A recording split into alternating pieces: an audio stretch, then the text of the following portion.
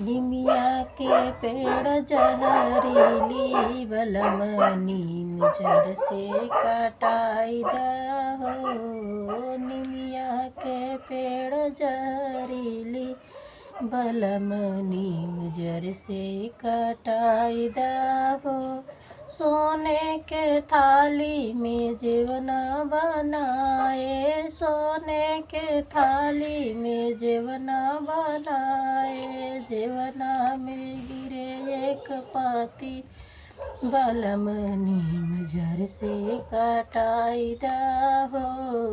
निमिया के पेड़ जहरीली बलम नीम जड़ से कटाई दहो।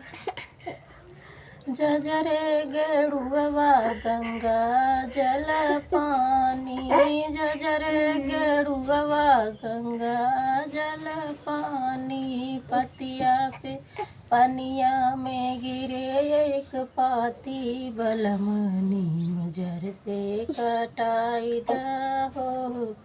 निमिया के पेड़ जहरीली बलम नीम जड़ से कटाई दहो।